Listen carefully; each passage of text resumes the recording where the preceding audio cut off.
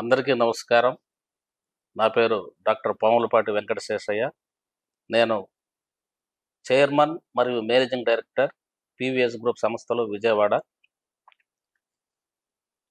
నేను ఈరోజు ఒక ప్రత్యేకమైనటువంటి కార్యక్రమానికి పూనుకున్నాను.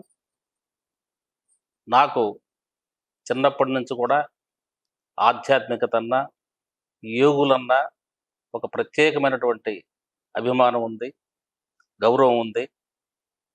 ఆ క్రమంలో యోగి అంటే నా దృష్టిలో యోగి అనేటువంటి వ్యక్తి ఈ సమాజానికి నిజమైన, స్వచ్ఛమైన, ఎటువంటి మలినాలకు తావు లేకుండా జ్ఞానం అందిస్తూ సమాజానికి మన యొక్క మానవాళి సంతోషంగా ఉండేదాని కొరకు యోగి అనేటువంటి వ్యక్తి ఎప్పుడూ ప్రయత్నిస్తూ ఉంటారు. అందువలన యోగి అనే పదము మనకు ఎప్పటి నుంచో ఈ సృష్టి పుట్టినప్పటి నుంచి ఒక ఎంతో ప్రత్యేకత సంతరించుకొని మనందరం కూడా గౌరవించేటువంటి పరిస్థితి, సంప్రదాయం మన భారతదేశంలో ఉంది. అలా నేను ఎప్పటి నుంచో 108 సంవత్సరాల స్వామీజీ సంత్ సదానందగిరి వారి యొక్క వీడియోలు వింటూ ఉన్నాను. వారిని నేను కలవాలి, వారితో మాట్లాడాలి, వారి దగ్గర నేను జ్ఞానం పొందాలి అనేటువంటి బలమైన కోరిక ఉన్నది ఎప్పటి నుంచో. ఆ భగవంతుడు నా యొక్క ప్రార్థనని, కోరికని మన్నించి ఈరోజు సాక్షాత్తు సంత్ సదానందగిరి స్వామీజీ గారు మా యొక్క కార్పొరేట్ ఆఫీసులో వారు పాదం మోపి మాకు ఎంతో సంతోషాన్ని చేకూర్చారు. ఈ సందర్భంగా స్వామి గారితో నాలో ఉన్నటువంటి అనేక సందేహాలు, అలానే చాలామంది సమాజంలో అనేక సమస్యలతో ఉంటారు, అనేక సందేహాలతో ఉంటారు. వాటినన్నిటినీ తీర్చేదాని కొరకు నేను కొన్ని ప్రశ్నావళిని తయారు చేసి స్వామి గారి ద్వారా వారి సన్నిధిలో వాటన్నిటికీ సమాధానాలు లేదా పరిష్కారాలు మనం వెతుక్కునేటువంటి ప్రయత్నం చేద్దాం. ఇప్పుడు స్వామి గారు, నమస్కారం స్వామి. హరి ఓం. మీరు భారతదేశంలో మరియు ప్రపంచవ్యాప్తంగా 108 సంవత్సరాల స్వామీజీగా ఎంతో పేరు తెచ్చుకున్నారు. మీరు అనేక దశాబ్దాల పాటు హిమాలయాలలో తపస్సు చేసి సిద్ధి పొందినటువంటి మహానుభావులు. మాకు ఉన్నటువంటి సందేహాలని కొన్ని తీరుస్తారనేటువంటి ఉద్దేశంతో మేము కొన్ని ప్రశ్నలను నేను తయారు చేసుకున్నాను. ఇప్పుడు ముందుగా నా ప్రశ్నావళి కంటే కూడా ముందుగా మీరు మీ యొక్క అసలు ఈ ఆధ్యాత్మిక చిన్నప్పటి నుంచి మీకు చాలా గురించి మీ గురించి వినున్నాను. దాన్ని క్లుప్తంగా మీ యొక్క బాల్యం నుంచి నేటి వరకు మీ గురించి కొద్దిగా మా ప్రేక్షకులకు తెలియజేయాల్సిందిగా ప్రార్థిస్తున్నాను. వక్రతుండ మహాకాయ కోటి సూర్య సమప్రభ నిర్విఘ్నం కురుమే దేవ సర్వకార్యేషు సర్వదా. యా కుందేందు తుషారహార ధవళ యా శుభ్ర వస్త్రాన్విత వీణ యా వీణా వరదండ మండితకర యా శ్వేత పద్మాసనాం యా బ్రహ్మాచ్యుత శంకర ప్రభృతి దేవై సదా పూజిత సామాం పాతు సరస్వతి భగవతి నిశేష జాడ్యాప. ఓం పరబ్రహ్మ పరమాత్మనే నమః.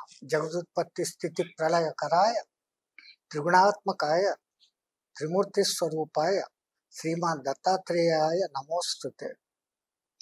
మేము ఎక్కడ ఏది ప్రారంభించినా ముందు గణేశ స్తుతి, సరస్వతి స్తుతి, గురుస్తుతి చేసుకుని మా గురుదేవులైన మహంత హిమాలయ గిరిజీ మహారాజ్ వారిని మనస్సులో స్మరించుకొని మీరు అడిగిన ప్రశ్న, మా జీవితం ఎలా మొదలైంది, దీంట్లోకి మేము ఎలా వచ్చాము, చెప్పుకోదగినంత పెద్ద చరిత్ర ఏమీ లేదు. ఎప్పుడో 1916 ఆ ప్రాంతాల్లో హరిద్వార్లో మేళా జరుగుతున్నప్పుడు నేను ఒక 2 ఏళ్ల పిల్లవాడిగా తప్పిపోయాను. నేను తప్పిపోయానా, నేను బరువై నా తల్లిదండ్రులు వదిలారా, అది దైవాధీనం. కానీ నాన్న ఏదో పూర్వజన్మలో చేసుకున్న పుణ్యాల ఫలితంగా మా గురువు గారు నన్ను తీసుకున్నారు. ఎవరో పిల్లవాడు ఏడుస్తూ పోతున్నాడు. ఆయన అందరినీ అడిగాడు, కిస్కా బేటా హై, ఎవరు పిల్లవాడు అని అడిగారు. మా హంకో మాలూమ్ నే అని అందరు అన్నారు. అప్పట్లో హరిద్వార్ చాలా చిన్న కుగ్రామం, 600-700 ఇండ్లతో ఊరు. ఇప్పుడంటే హరిద్వార్, ఋషికేశ్ ట్విన్ సిటీస్ గా కలిసిపోయాయి, కానీ అప్పుడు దేనికి అది ఉండేది. నేల అయిపోయింది, ఎక్కడ వాళ్ళు అక్కడికి పోయారు. నేను మా గురువు గారి దగ్గర మిగిలిపోయాను. మా గురువు గారు మహంత్ హిమాలయ గిరిజీ మహారాజ్ వారు. అదే ఆ పూర్వజనం సుకృత ఫలితంగా ఆయనకు దొరకడం, ఆయన ఈ కట్టెని ఈ విధంగా తీర్చిదిద్దడము జరిగింది. డిగ్రీ వరకు చదివిన తర్వాత ఆయన దగ్గరే 7.5 ఏళ్ళు శిష్యరికం చేశాం బలవంతంగా. అప్పుడు ఆయన మాకు కుండలిని యోగం, ఈ వేదాలు, ఉపనిషత్తులు, చదువుకున్న ఇంగ్లీష్ పోయింది పక్కకు, అవన్నీ నేర్పించి నేను కాస్త కుండలినిలో నిష్ణాతుని అయినాను అని ఆయనకు అనిపించినప్పుడు నిజమైన సన్యాస దీక్ష ఇచ్చారు. అండ్ రౌండ్ అబౌట్ 1935-36 ఆ ప్రాంతాలు. మాకు ఈ సంవత్సరాలు, డేట్లు మేము ఎప్పటికీ లెక్క గుర్తు పెట్టుకో, రాసి పెట్టుకో. తో అప్పుడు ఆయన కొన్ని నియమాలు పెట్టాడు. ఏకభుక్తంగా ఉండాలి, 90 ఏళ్ల వరకు నువ్వు బతికి ఉంటే, దేవుడి నీకు ఆయుష్ ఇచ్చి ఉంటే, గంజా క్షౌరంతో ఉండాలి, ఏకవస్త్రంగా ఉండాలి, ఏకభుక్తంగా ఉండాలి. అది కూడా 12 నుంచి 2 లోపల ఎవరైనా అడిగి పెడితే తిన్నాను. 5 రోజులకు మించి పెద్ద పెద్ద పుణ్యక్షేత్రాలలో, చిన్న గ్రామాలలో 1 రోజు కన్నా రాత్రి నిద్ర చేయకూడదు. సంసారుల ఇళ్లలో ఉండకూడదు. ఈ నియమాలు పెట్టి పాదయాత్రగా చార్ధామ్ దర్శనం చేసుకుని రమ్మన్నారు. చార్ధామ్ అంటే బద్రీ, కేదార్, గంగోత్రి, యమునోత్రి ఒకటి ఉంది. బడా చార్ధామ్ అంటే బద్రీ, పూరి జగన్నాథ్, రామేశ్వరం, ద్వారకా ఉంటుంది. దేశం మొత్తం ఆ కాలంలో అట్లా ఒక ఇండియాను ఒక రౌండ్ కొట్టినట్లయితే, ద్వారకా నుంచి మళ్ళీ మా స్థానానికి పోవాలంటే రాజస్థాన్, పంజాబ్ దాటుకొని పోవాలి. ఒక్క కాశ్మీర్ విడిచిపెట్టి సమస్త భారతదేశము టచ్ అవుతుంది, అన్ని రాష్ట్రాలు. అప్పట్లో ఇన్ని రాష్ట్రాలు లేవు. మద్రాసు ఎంత వయసులో స్వామి ఇది మీకు గురువు గారు ఆదేశించింది? 27-28. 20 years కు డిగ్రీ అయిపోయింది. 7.5 years ఆయన దగ్గర శిష్యరికం చేశాం. సో రౌండ్ అబౌట్ 27-28 మొదటిసారి పాదయాత్రగా బయలుదేరాం. ఆంధ్రాకు వచ్చే ముందర ఒరిస్సా వరకు మాకు హిందీలో పనులు జరిగినాయి, బాధ్యత. ఆంధ్రాకు వచ్చినాక ఈ భాష కొంచెం కష్టమైంది, ఇష్టం కూడా అయింది. తెలుగులో అద్భుతమైనటువంటి వాక్పటిమ ఉంది. ఆ గురు కటాక్షము, పైవాడి అనుగ్రహము, ఆ భాషను కొంచెం నేర్చుకున్నాం. సూళ్ళూరుపేట వరకు వచ్చేసరికి భాష మీద కొంచెం పట్టు దొరికింది. సూళ్ళూరుపేట నుంచి ఎన్నాంగో, వాంగో, పొంగో తమిళ్. తో అది 26 అక్షరాలే ఉంటుంది లిపి, 56 అక్షరాలు ఉండు. తో దాని గురు కటాక్షం. మళ్ళా కన్యాకుమారి దాటి కేరళలోకి ఎంటర్ అయిపోయేటప్పటికి మలయాళం, మళ్ళా కన్నడ అస్సలు ఇబ్బందే లేదు. తెలుగు, కన్నడ లిపి కూడా సేమ్ గా ఉంటుంది. తో అలా ఆ గురు కటాక్షము. ఇప్పుడు ఎన్ని భాషలు మాట్లాడతారు? 6-7. మాతృభాష హిందీ, ఈ 4. కాస్త మరాఠీ, కాస్త రాజస్థానీ, అక్కడక్కడ ఆ పనులు జరిగేంత వరకు. కొన్నాళ్ళు అక్కడ ఉంటే ఆ లాంగ్వేజ్ వచ్చేస్తుంది. It is not a great thing. తో అలా తిరుగుతూ పంచారామ క్షేత్రాలు ఉన్నటువంటి ఈ ఆంధ్ర అంటే మాకు కొంచెం అభిమానం. ద్వాదశ జ్యోతిర్లింగాలలో రెండవదైన శ్రీశైల మల్లికార్జునుడు, దాదాపు 3 వరకు అష్టాదశ శక్తి పీఠాలలో 3 పీఠాలు, పురుహూతికా దేవి, ఆ శ్రీశైల బ్రహ్మరాంబిక, ఆలంపురం జోగులాంబ, అన్నిటికీ మించి ప్రపంచ ప్రసిద్ధి అయిన తిరుపతి. తో మాకు కొంచెం ఆంధ్ర అంటే, మేము తిరిగే తిరుగుడులో ఒక 6 నెలలు ఎక్కువ ఆంధ్రలోనే తిరుగుతాం. మిగతా 6 నెలలు ఏదో స్టేట్, ఎక్కడో ఆ గాలిలో మేఘం ఎటువైపు పోతే అటువైపు అన్నట్లుగా తిరుగుతూ ఉంటాం. మా గురించి చెప్పుకునేది అంతే. చాలా చాలా గొప్ప చరిత్ర స్వామి, మీకు చిన్నదిగా అనిపిస్తుంది. నాకు కొన్ని ప్రశ్నలు స్వామి. ఈ సృష్టిలో ఉన్నటువంటి 84 లక్షల జీవరాశులు ఉన్నాయని చెప్తున్నారు కదా, దాంట్లో మనిషికి మాత్రమే జ్ఞానం ఇచ్చి మిగతా అన్ని జీవుల మీద ఆధిపత్యం ఏర్పరిచి మిగతా అన్ని జీవులకి జ్ఞానరహితంగా చేయడానికి భగవంతుడు ఉద్దేశం ఏమిటి? జంతువులకు జ్ఞానం లేదు అనే దానికి లేదు. ఉమ్, ఆహార భయ నిద్ర మైథునాల విషయంలో కానీ ఉమ్, వాటికి ఆహారాన్ని ఎట్లా సంపాదించుకోవాలా అన్నంత తెలివితేటలు, ఎక్కడ రక్షణగా పండుకోవాలా, తన బిడ్డల్ని ఎక్కడ కాపాడుకోవాలా అనే జ్ఞానము లిమిట్ గా ఉంది. కరెక్ట్. మానవుడికి అన్లిమిటెడ్ గా ఉంది. కారణం, జంతువులకు దేనికైనా కానీ వాటి వెన్నెముక ఆకాశానికి భూమికి మధ్యగా ఉంటుంది. తిరియగు యోనులు అంటారు. వాటి వెన్నుపూస నిటారుగా ఉండదు. ఒక్క మానవుడు మాత్రమే నిటారైన వెన్నుపూస కలిగి ఉన్నాడు. వాటిలో ఉన్న కుండలిని శక్తి మేల్కొనేదానికి అవకాశమే లేదు.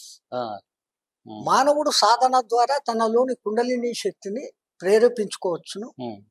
బ్రహ్మరంధ్రాన్ని ఓపెన్ చేసుకొని యూనివర్స్ తో కాంటాక్ట్ కావచ్చు. దట్ యూనివర్స్ దాన్నే పరబ్రహ్మ అనండి, బ్రహ్మ విష్ణు మహేశ్వరులు, అమ్మవారు అనండి. సమ్ పవర్ మన వెనకలో ఒకటి ఉంది. మన యాక్చువల్ డెస్టినేషన్ అది. దానికి చేరుకునే దానికి ఈ మానవుడికి సాధ్యం. ఎందుకంటే ఈ వెన్నుపూస నిటారుగా ఉంది. తర్వాత మనిషి పుట్టుక యొక్క ప్రధాన లక్ష్యం ఏమిటి స్వామి? అసలు ఎందుకు పుడుతున్నాడు? అతని లక్ష్యం ఏంటి? ఇక్కడ మీ తెలుగులో ఒక మాట చెప్పాలి. ఎవడైనా కాలం చేస్తే హిందీలో మర్గయా అంటారు, గుజర్గయా అంటారు. ఇంకో భాషలో ఇంకో ఇంకో ఇంకో ఏదేదో చెప్తారు. ఈ డైడ్, ఓ మర్గయా సంథింగ్. బట్ తెలుగులో ఒక అద్భుతమైన మాట ఉంది, చనిపోయినాడు అంటారు. చనిపోయినాడు, చనియన్ పోయన్, ఎక్కడి నుంచో వచ్చాడు మళ్ళీ ఎక్కడికో పోయాడు. తో వేదాంతం అంతా నిగూఢంగా దాచిపెట్టుకున్న చనియన్ వచ్చను, అది తెలియదు. పోయన్ పోయాడు, చని పోయాడు, వచ్చి పోయాడు, వచ్చి పోయాడు, వచ్చిపోయాడు, కాలక్రమంలో చచ్చిపోయాడు అయింది. What ever it may B, actual వాళ్ళ ఇంటెన్షన్ ఆ పదం వెనకాల అంత గొప్ప వేదాంతం దాగింది. అసలు మనం ఎక్కడి నుంచి వస్తున్నాం, ఎక్కడికి పోతున్నాం, వేదాంతం అంతా అదే కదా. మన ఓరియన్ ఇంకోటి ఎక్కడో ఉంది. కొన్నాళ్ళు రెస్ట్ గా ఇక్కడ ఈ భూమి మీదకి వచ్చాము, ఒక లాడ్జిలో దిగాము. మన పని అయినంత వరకు నేను 10 రోజులు ఉండొచ్చు, ఇంకోటి 10 నెలలు ఉండొచ్చు, ఇంకోటి 10 ఏళ్ళు ఉండొచ్చు, ఒకడు ఒక రోజే ఉండొచ్చు. వాడి పని అయిపోయినాక మళ్ళీ వెళ్ళిపోతున్నాడు. ఒక్కొక్క మనిషి ఒక లక్ష్యంతో వస్తాడా స్వామి? ఎట్లా అది? ఎస్, కర్మలను బట్టి అతను ఆ లక్ష్యాలని ఏర్పాటు చేసుకొని వస్తాడు. ఆ లక్ష్యం అయిపోయింది, పోతాడు. రమణ మహర్షి లాంటి వాళ్ళు ఉన్నారు. ఒక లక్ష్యానికి వచ్చారు, ఒక సామ్రాజ్యాన్ని స్థాపించారు, వాళ్ళ పని అయిపోయింది, పోయారు. తర్వాత భగవద్గీత ఈరోజు ప్రపంచమంతా సుపరిచితం. దాని ద్వారానే ఆత్మ గురించి బాగా ప్రజలకు తెలిసింది. అసలు ఆత్మ అంటే ఏమిటి? ఒక చోట మీరు ఒక దీపం వెలిగించారు, దాని కాంతి అన్ని వైపులుగా పోతుంది. కాంతి అనేది కిరణాల సముదాయం, కిరణాలు అంటే కణాల సముదాయం. ఆ ప్రధానమైన జ్యోతి నుంచి బయటకు వచ్చిన ఈ కిరణాలలో ఉండే ఒక కణం మనం, అది పరమ ఆత్మ. దాంట్లో నుంచి బయటకు వచ్చిన మనము జీవ ఆత్మ. ఒక తల్లి గర్భంలోకి 6వ నెల వరకు పెరుగుదలలు జరుగుతూ ఉంటాయి లోపల గర్భస్థితి, జైగోట్ దగ్గర నుంచి. ఎప్పుడు కణ విభజన జరిగిందో 2 4గా 4 8గా కణ విభజన జరుగుతూ తలా కాళ్ళు చేతులు అన్ని 6వ నెలకు వస్తుంది.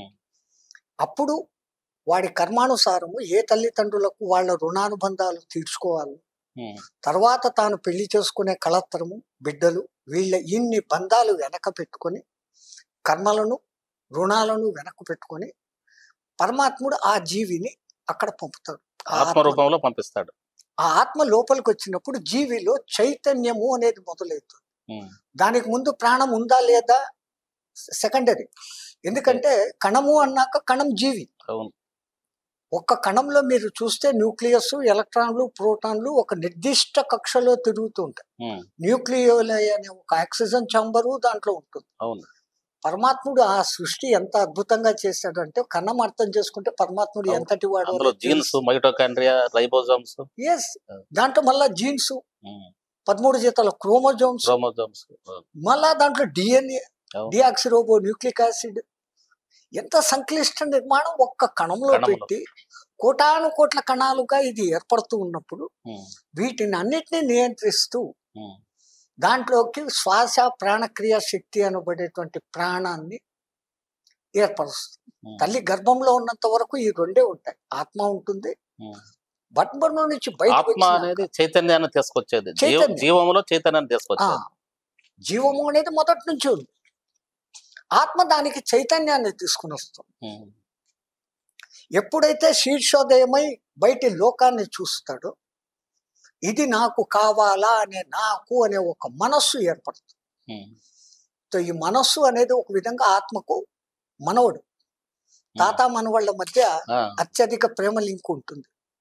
ఈ మనస్సు ద్వారా ఆత్మ తాను సృష్టించిన నెక్స్ట్ క్వశ్చన్ కూడా అదే స్వామి. ఆత్మ, ప్రాణము, మనస్సు ఈ మూటికి తేడా ఏంటి? అదే ఇప్పుడు నేను చెప్తున్నాను. మీ ప్రశ్నకు ఇక్కడనే వచ్చేసింది. ఆ జీవుడు అనబడే దాని లోపలికి ఎప్పుడైతే ఆత్మ ప్రవేశం జరుగుతుందో దాంట్లో రెస్పిరేషన్ మొదలవుతుంది, డైజెషన్ మొదలవుతుంది. రెస్పిరేషన్ మొదలైంది అంటే ప్రాణము వస్తా పోతా ఉంది నిగూఢంగా. తల్లి తీరుకునే ఆహారం ద్వారా ఆ పొడ్డు ప్రేగు అనే దాని ద్వారా లోపలికి వస్తా గర్భంలో ఉన్నప్పుడు. గర్భంలో ఆ చీకటి ప్రపంచంలో వీడికి మనస్సు లేదు, తెలియదు, ఏం జరిగేదో తెలియదు, ఏమీ తెలియదు. పెరుగుతున్నాడు, పూర్ణంగా పెరిగిన తర్వాత బయటకు వచ్చేది సహజం. జస్ట్ శీర్షోదయమై తల బయటికి రాగానే మొదటి ప్రాణవాయువుని తీసుకుంటాడు. అంటే గర్భంలో ఉన్నంగా ఏమి తెలియదా స్వామి అది? మరి అష్టావక్రుడు వాళ్ళ నాన్నగారు చెప్పినప్పుడు గర్భంలో ఉండి విన్నాడని చెప్తున్నారు. అభిమన్యుడు ఒకడు, వీళ్ళందరూ తల్లి గర్భంలో ఉండి. ప్రహ్లాదుడు కూడా అంతే. అవును, వీళ్ళందరూ ఉన్నారు జ్ఞానులే. ఎందుకంటే 9వ నెల వచ్చేటప్పటికి 6వ నెల ఎప్పుడైతే ఆత్మ ప్రవేశం జరిగిందో ఆత్మ సౌండ్స్ ను వింటుంది, తల్లి భావాలను అనుభవిస్తుంది. తల్లి తినే ఆహారాన్ని బట్టి తన లోపల కూడా కామ క్రోధ లోప మదమాశ్చర్యాలు ప్రచోదయం అవుతూ ఉంటాయి. ప్లస్ ఆ ఆత్మ ఉత్తమమైన ఆత్మ అన్నప్పుడు ఈ జరిగే డిస్కషన్స్ లో మంచి విషయాలను గ్రహింపు చేసుకుంటూ ఉంటుంది. అప్పటికే పరిణతి చెంది ఉంటుంది. ఆత్మ టోటల్ అది పరిపూర్ణం. అది పరిణితి చెందడం అనేది ఉండదు. ఆత్మ పరిపూర్ణం. తాను ఇంకా జ్ఞానం పొందాలా అనేసి ఎక్కడ ఏది విన్నా గ్రహిస్తా ఉంటుంది. అట్లా వచ్చిన వాళ్ళే మీరు చెప్పిన అష్టావక్రుడు గాని, ప్రహ్లాదుడు గాని, మార్కండేయుడు, వీళ్ళు వాళ్ళు. మనిషికి తనకు వచ్చేటువంటి ఆలోచనలే తన జీవితాన్ని నిర్దేశిస్తాయి. అసలు ఈ ఆలోచనలకి పుట్టుక కేంద్రం ఏంటి? మంచి లేదా చెడు అని నిర్ణయించేది ఏది? అలానే ఆలోచనల్ని మంచి గాని చెడు గాని అమలు జరిపేది ఏది? ఇప్పుడు మణిపూరక చక్రానికి స్వాధిష్టానానికి కింద భావనా కండరం అనేది ఒకటి ఉంటుంది. ఒక దీర్ఘ చతురస్రాకార కండరము ఉంటుంది.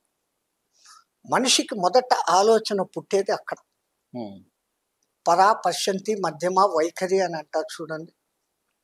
పరా అనేది ఒకదాన్ని చూడంగానే ఆహా ఈ చెట్టు బాగుంది అన్న భావన ఇక్కడ పుట్టింది.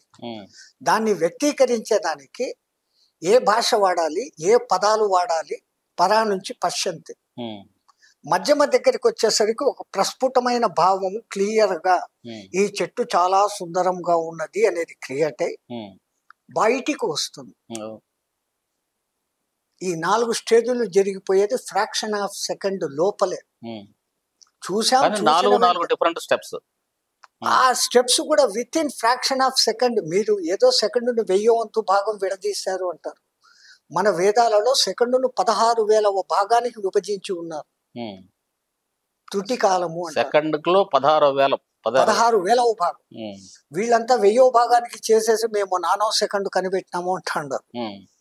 వేదంలో ఈ సంఖ్యాశాస్త్రము అంత త్రుటి మాత్రా కాలం దగ్గర నుంచి మొదలుపెట్టి కోట్ల కోట్ల యుగాల వరకు, బ్రహ్మ ఆయురార్థం వరకు మన వాళ్ళు క్యాలిక్యులేట్లు చేస్తున్నారు. 100లు లెక్కించలేని ఆ వీళ్ళ కాలంలోకే మన వాళ్ళు కోటాను కోట్లకు అర్బుదము, బూర్బుదము, మహార్బుదము, శంఖము, పద్మము అనేలాంటి పేర్లతో, క్షోణి, అక్షోహిణి అన్న పేర్లతో, అనంతము అన్న అనంత సంఖ్య వరకు మన వాళ్ళు క్యాలిక్యులేట్ చేసి సూక్ష్మానికి పోతే ఇంత సూక్ష్మం వరకు టైం చేస్తారు. So with in this fraction of second లో ఈ 4 జరిగిపోయి ఆహా బాగుంది అని మనం అనేదానికి ముందర ఇన్ని క్రియలు లోపల జరిగిపోయినాయి. అంటే ఇవి 4 మనసుకు కనెక్టెడా? ఎస్, మనసు. అదే ముందే చెప్పాను. ఆత్మ మనసును నియమించుకొని మనసు ద్వారా తాను లోకాన్ని అబ్జర్వ్ చేస్తూ తాను మాత్రం సాక్షిభూతంగా ఉంటుంది. ఒక డెసిషన్ తీసుకునే సమయంలో అతి ప్రమాదకరమైన పరిస్థితిలో మనిషి ఇరుక్కొని ఇది చేయవచ్చా చేయకూడదా అనే డైలమాలో ఉన్నప్పుడు ఆత్మ ప్రేరణ జరిగి నువ్వు ఇట్లాగానే చెయ్యని జస్ట్ ఒక సజెషన్ ఇస్తుంది. మీకు అది ఎన్నోసార్లు మనకు జరుగుతూ ఉంటుంది. కానీ మనసు డామినేషన్ చేసేసి నువ్వు అంటే ఆత్మ ఇన్వాల్వ్ అవుతుందా స్వామి? సజెస్ట్ ఇస్తుంది అంతవరకే, ఇన్వాల్వ్ కాదు. Do like this, be good, మంచిగా ఉండు, మంచి చెయ్యి, ఇంతవరకు. మళ్ళా చెయ్యాలా వద్దా నీ మనస్సును బట్టే నువ్వు చేస్తావు. ఈ మనస్సు ఎక్కువ డామినేషన్ పొంది ఆత్మను తొక్కేయబట్టి అటువంటి వాళ్ళు మామూలు జీవితాలు గడుపుతారు. మనసును తొక్కేసి ఆత్మను నిలబెట్టుకున్నవాడు జ్ఞాని అనిపించుకుంటున్నాడు, యోగి అనిపించుకుంటున్నాడు. స్వామి, మనిషికి దేవుడు ఇప్పుడే అనుకున్నాం, మీరు మాయ అని చెప్పారు. మనసు అనే రూపంలో మాయను కల్పించి ఈ జీవిత నాటకాన్ని అంతా నడిపిస్తూ ఉన్నారు.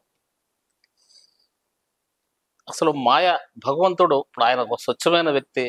ఈ మాయ కల్పించి ఈ జీవితాన్ని అతలాకుతలము జరిగేదానికి మాయ లేదా మనసే కారణం కదా. అలా ఎందుకు భగవంతుడు ఆ మాయను ఏర్పరిచారు? మాయ ఒక విధంగా భ్రమ అనుకోండి. ఇప్పుడు వెళ్తున్నప్పుడు ఒక మనిషి నడుస్తున్నాడు అంటే నీడ ఒకటి ఉంటుంది, ఛాయ తప్పనిసరి. పరమాత్మ సృష్టి ఎట్లనో దాంతోపాటు అంతే శక్తివంతమైన మాయ కూడా పక్కనే ఉంటుంది. ఈ మాయ మన మీద ఎలాగ పనిచేస్తుంది అంటే మనకు బాగా తెలుసు అది నేను పొందలేను అని, కానీ అది కావాలా అంటుంది మనసు. సాధ్యంగా సాధ్యం చేయిస్తుంది. నేనే అందరికన్నా కీర్తివంతుడిగా ఉండాలి, నేనే అందరికన్నా ధనవంతుడిగా ఉండాలి, అందరికన్నా నేనే బాగుండాలి, అన్ని ఉత్తమమైన వస్తువులు నా దగ్గరే ఉండాలి. ఈ మెంటాలిటీ, ఈ భగవంతుడు ఏర్పరిచిందేనా మాయ కూడా? నా అని వీడు ఎప్పుడు అనుకుంటాడో వీడు మాయలో పడినాడు. నా లేకపోతే ఏమీ లేదు. ఒక గురువు గారు మంచి ఉపన్యాసాలు అన్ని గొప్ప గొప్పగా చెప్తూ తన శిష్యులందరూ కూర్చొని ఉన్నారు. 100-1000 మంది జనాలు ఉన్నారు. చాలా అద్భుతమైన ఉపన్యాసం చెప్పేశాడు. అంతా చెప్పి నాకు ఇంత తెలుసు కదా, నేను స్వర్గానికి పోతానా అని అడిగాడు. అందరూ ఓ ఓ అంటున్నారు. మీరు పోకపోతే ఇంకెవరు పోతారు, మీరు ఇంత జ్ఞాని, మీరు పోతారు. ఆయన ప్రధాన శిష్యుడు అక్కడ కూర్చొని ఉన్నాడు. ఆయన సైలెంట్ గా కూర్చొని ఉన్నాడు. ఏమిరా నువ్వు చెప్పడం లేదే అన్నాడు. అంటే ఏమో గురువు, మీరు పోతారో పోరో నేను చెప్పలేదు అన్నాడు. అమ్మా, నా ఇంత శిష్యుడిగా ఉండి నువ్వు ఈ మాట అంటావా? మరి నువ్వు పోతావా? నేను పోతాను గురువా. ఎంత అహంకారం రా నీకు, నిన్ను శపిస్తాను అన్నాడు. ఆలోచించండి, నేను చెప్పింది వినండి, ఏమన్నానో ఆలోచించండి అన్నాడు. నేను పోతాను, ఈ నేను అనే భావం లేకపోతే పోతాను. నేను అనేది ఉన్నంత వరకు నేను అంటే అహంకారం. అహము అనేది ఇట్లా చూపించి నేనుని చూపించి నేను అంటున్నాం. లోపల నుంచి నేను అని పలుకుతున్నది ఒకటి ఉంది కదా, ఆ నేను అసలైన నేను. ఇన్ని నేనులు లేవు, ఉన్నది ఒకటే నేను. అదే ఆత్మ లోపల నుంచి అంటున్నది నేను అని నిజమైన చెప్తున్నది ఆత్మ. అది ఒకటే ఆత్మ, ఇన్ని ఆత్మలు లేవు. అందుకే జిల్లాలో 3 అమ్మ అంటుంది, అన్ని నేనులు నేనైనా నేను. ఒక ఆయన అడిగాడు, ఎవరమ్మా నువ్వు? ఎవరో కాదు, ఎకిరాల భరద్వాజే అడిగాడు. నేను ఆయన ఇద్దరం పోయినప్పుడు, అమ్మా నిన్ను లలితా రాజరాజేశ్వరి అంటారు, అదంటారు, ఇదంటారు, అసలు నువ్వు ఎవరు తల్లి అని అడిగితే, అన్ని నేనులు నేనైనా నేను. వేదాంతం అంతా ఆ చిన్న మాటలో ఆ మహాతల్లి చెప్పారు. సృష్టి అంతా నేను. ఎవరిని అడిగినా నేను అంటున్నారు. ఈ నేను ఒక్క సింగిల్ వర్డే. స్వామి, ఇప్పుడు ధ్యానం గురించి ఒక ప్రశ్న. ఇటీవల కాలంలో బాగా చాలా సంస్థలు ప్రాచుర్యంలోకి రకరకాల ధ్యాన మార్గాలు తీసుకొస్తున్నారు. మనిషి ఆధ్యాత్మికంగా ఎదగాలన్నా, నిత్య జీవితంలో మనకు ఉండేటువంటి రకరకాల ఒత్తిడులను అధిగమించి ప్రయాణం సాగించాలన్నా, అలానే రకరకాల వ్యాధుల బారిన పడకుండా నివారణకి, వచ్చిన వ్యాధులను తగ్గించుకోవడానికి, ఇలా రకరకాల వీటికి ధ్యానం ఒక్కటే మార్గము, మీరు ఆచరించండి అని చెప్తున్నారు స్వామి. ధ్యానం గురించి 4 మాటలు చెప్పండి. ధన్యతను చేకూర్చేది ధ్యానం. ధన్యతను చేకూర్చేది ధ్యానం. ధ్యానము అంటే ఎక్కడో 2 రకాల ధ్యానం. ఒకటి, ఒక లక్ష్యాన్ని ఏర్పాటు చేసుకొని అక్కడ ధ్యానము, ధ్యేయము అనే 3 త్రిపుటిగా ఉన్నప్పుడు ఒక రకం. అంటే ఒక దాన్ని పొందే దానికోసం ధ్యానం చేయటం. ఆ ధ్యానము తపన ఎక్కువైపోయి తప్పించి చేసినప్పుడు దాన్నే తపస్సు అంటున్నాం. వర్డ్స్ మారుతున్నాయి, కానీ తపస్సులు చేసేది కూడా ధ్యానమే. ఆ ధ్యానము సాకార రూపకము, ఎక్కువ కాలము అదే పని మీద ధ్యానాన్ని కంటిన్యూ చేయటం. ఒక దాని మీద దృష్టి పెట్టటం, దృష్టి మరల్చకుండా దాన్నే చేస్తూ పోవడం ధ్యానం. ధ్యానం చేయగా ధన్యత పొందుతావు అనేది పెద్దల మాట.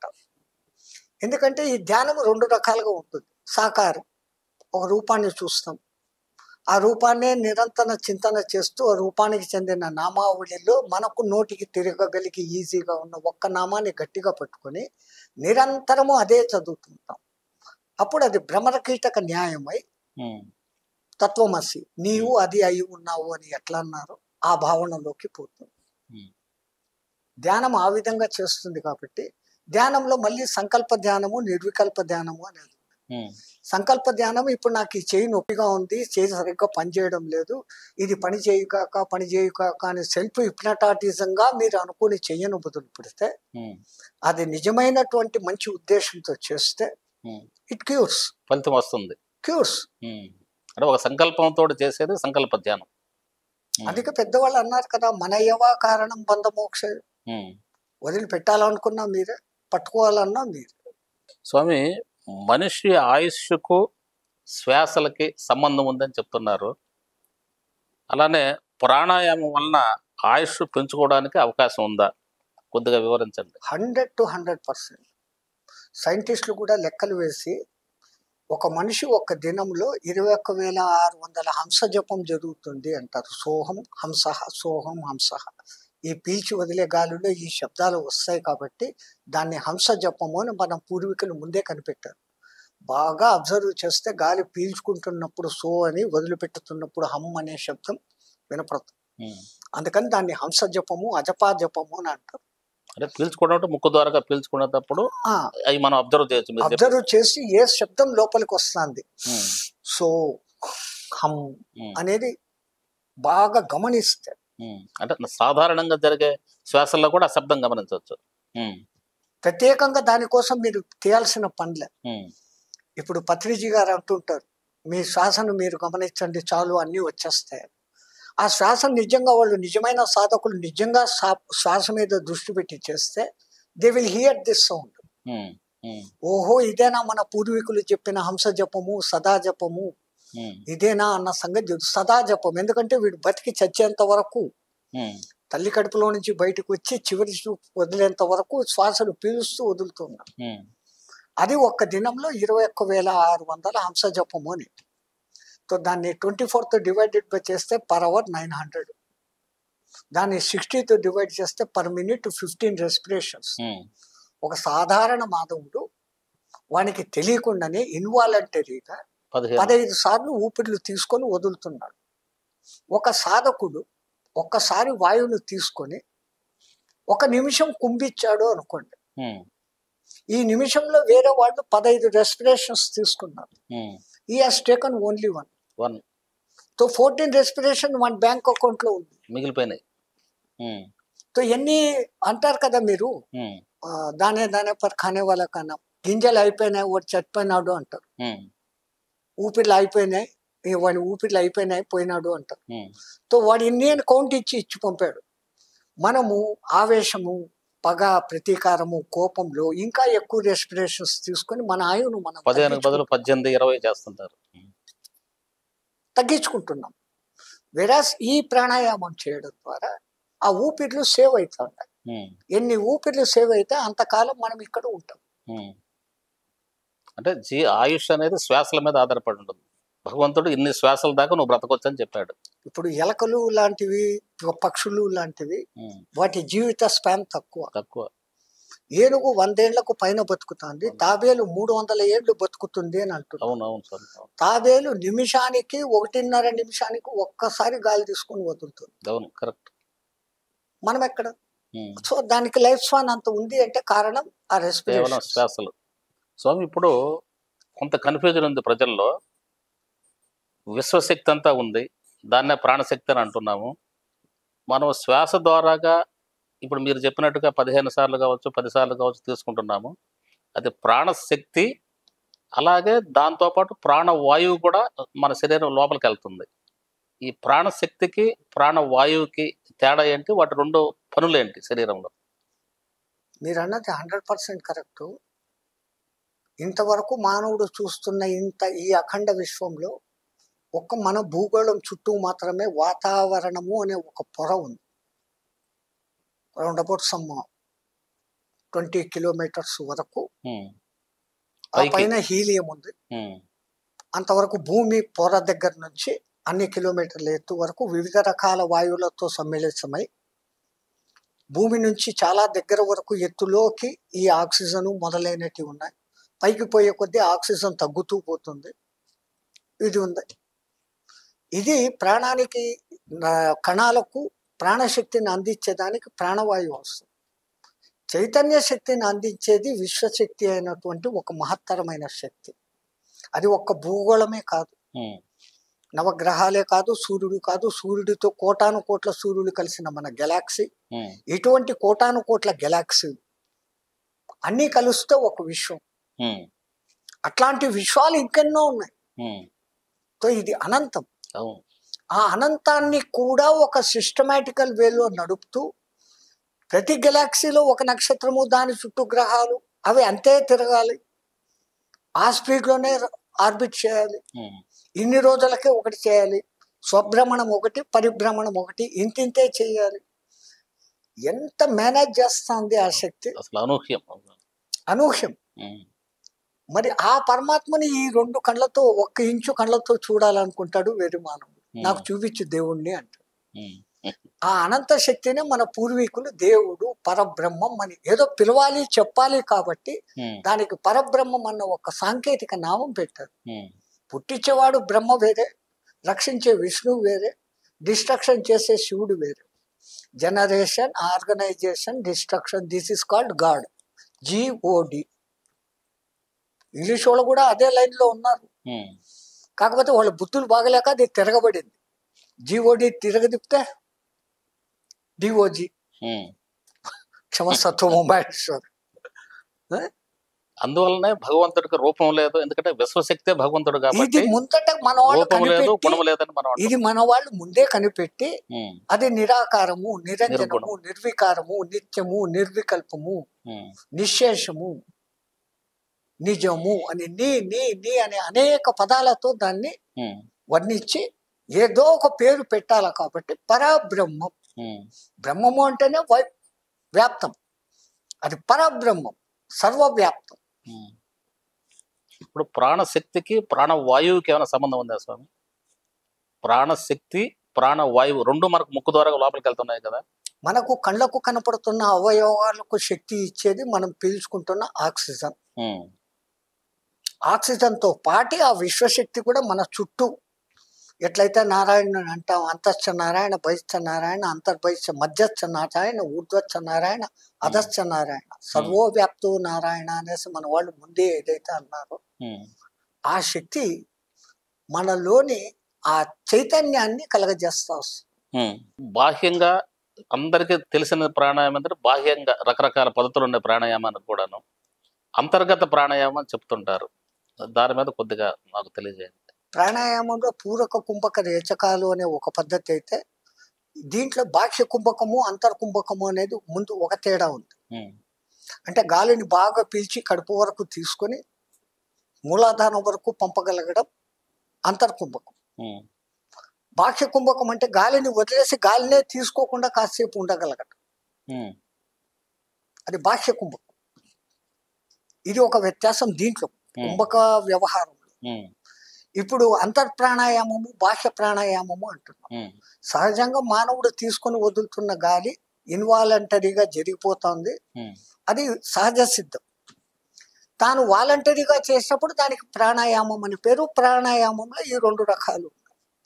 ఇంకా అంతర్ ప్రాణాయామము అనేది కేవలం ఇక్కడి నుంచి ఇక్కడికి నడపడం, వాయువు ఉమ్, ఊపిరితిత్తులకు పంపకుండా ఉమ్. ఆజ్ఞాచక్రం వరకు పంపటం. ముక్కు రంధ్రాల నుంచి. ఉమ్. అంటే ఇప్పుడు అది సుషుమ్న. దానికి ఏదో సాధన ఉంటుంది. ఉమ్, ఇక్కడ మనకు ఇడా పింగళ సుషుమ్న అనే 3 నాడులు కలిసి ఉంటాయి. ఉమ్, అందుకే దాన్ని త్రిపుటి అంటారు. ఉమ్, బయట కనపడేది భృకుటి, ఉమ్, నొసలు మధ్య భాగాన్ని భృకుటి అంటారు. ఉమ్, ఉస్కే అందర్ జో హోతా హై, దాని లోపల వెనక ఉండేది త్రిపుటి అంటారు. ఉమ్, ఎలాగైతే గంగా యమున కనపడుతూ ఉంటాయి, సరస్వతి అంతర్వాహినిగా పోతుందో ఉమ్, అట్లా ఇడా పింగళాలకు మధ్యలో ఉమ్, మూలాధారం దగ్గర నుంచి సహస్రారం వరకు పోగేది సుషుమ్న అనే నాడి. ఉమ్. సుషుమ్న వెన్నుపూసల మధ్యలో ఉంటుందని విన్నాను సార్. మూలాధారం దగ్గర నుంచి మొదలై వెన్నుపూసల ద్వారా వస్తూ ఈ 2 ఇక్కడికి ఎండ్ అయిపోతాయి. ఇడా పింగళ ఇక్కడ ఎండ్ అయిపోతాయి. ఉమ్, సుషుమ్న మాత్రం బ్రహ్మరంధ్రం వరకు ఉంటుంది. ఉమ్. సాధకులు సుషుమ్న కాని పుట్టుక వాళ్ళు ఎక్కడ సార్? సాధారణ పైనుంచి కిందక, కింద నుంచి పైకా? సుషుమ్న, ఏది? సుషుమ్న పుట్టుక. మూలాధారం దగ్గర, దాని పేరే మూల ఆధారం, ఓకే. అందుకని దానికి ఆ పేరు. ఉమ్, సుషుమ్న జననము అక్కడనే, మనం కూర్చునేకే ఆధారం అదే కాబట్టి, ఉమ్, చక్రాలన్నిటికీ మూలాధారం అక్కడ ఉంది కాబట్టి ఇన్ని కారణాల చేత దాన్ని మూలాధారము అన్నారు. ఉమ్, అక్కడనే కుండలిని శక్తి 3.5 చుట్లు చుట్టుకొని ఉంటుంది అన్నారు. ఉమ్, దాంట్లోనే అద్భుతమైన రహస్యం పెట్టి 3.5 చుట్లు అన్నారు. ఉమ్, ఉంటే అది 3 చుట్లు ఉండొచ్చు, 4 ఉండొచ్చు, 3.5 ఎందుకు పెట్టారు? ఉమ్. అంటే సగం వరకే. అదే 3.5 అని పెట్టారు. ఉమ్, రౌండ్ ఫిగర్ గా 3 అనలేదు, 4 అనలేదు. తో మానవుడు ఫస్ట్ శిలాజ జన్మలు, అంటే రాళ్ళు రప్పలుగా, వాటికి ప్రాణం ఉంది, ఉమ్, పెరుగుతాయి. ఉమ్, మన లైఫ్ స్పాన్ లో వాటి పెరుగుదల మనం చూడలేం. ఉమ్, కరెక్ట్. ఒక రాయి 1 మైక్రాన్ పెరిగేదానికి 100 ఏళ్ళు పడుతుంది. 1 మైక్రాన్. ఉమ్, మైక్రాన్ అంటే మీకు తెలుసు. అవును సార్. సో మన లైఫ్ స్పాన్ లో చూడలేక రాయి అంతే ఉంది అనుకుంటాం. కానీ రాళ్ళు పెరుగుతున్నాయనే దానికి కాణిపాకం గణపతి మనకు ప్రత్యక్ష నిదర్శనం. ఉమ్, అక్కడెక్కడో ఇంకోటి నంది ఉంది, అది కూడా పెరుగుతా ఉంది. అవును. ఇంకెక్కడో శివలింగం ఉంది, అది పెరుగుతా ఉంది. సో స్టోన్స్ పెరుగుతున్నాయన్న సంగతి ఉంది. సో ఆ జన్మలు కొన్ని. ఉమ్, తర్వాత పాదపాలు అనబడేటువంటి చెట్లు, ఉమ్, అవి చలనం లేదు, చైతన్యం ఉంది దాంట్లో. ఉమ్, అది కొంచెం డెవలప్మెంట్. ఉమ్, రాళ్లలో ప్రాణం లేదు, దీంట్లో ప్రాణం తెలుస్తుంది, బహిర్గతమైతే. అవును, అవును. మూడవది చతుష్పాద్, ఉమ్, జంతువుల జన్మలు. ఇది అయ్యి ఉత్తమమైన మానవ జన్మ ఎత్తినావు, పరిపూర్ణ మానవుడి కాలేదు నువ్వు. ఉమ్, అందుకని హాఫ్. 3.5. నువ్వు ఎప్పుడైతే సాధన చేసుకొని నిన్ను నువ్వు తెలుసుకొని ఆత్మ సాక్షాత్కారం పొందుతావో అప్పుడు 4. అప్పుడు నువ్వు 4వ స్టేజ్కి పోతావు. అదే అదే ఆటోమేటిక్ పెరుగుతుంది. ఆ చుట్టే 4 అయిపోద్ది ఆటోమేటిక్ గా. 4 కాదు, అది విచ్చుకునేసి వెళ్ళిపోతుంది పైకి, బ్రహ్మరంధ్రాన్ని చేరుతుంది, యూనివర్స్ తో కాంటాక్ట్ అవుతుంది. బ్రహ్మరంధ్రము అనేది మనకు ఒక యాంటెన్నా, అదే రిసీవరు.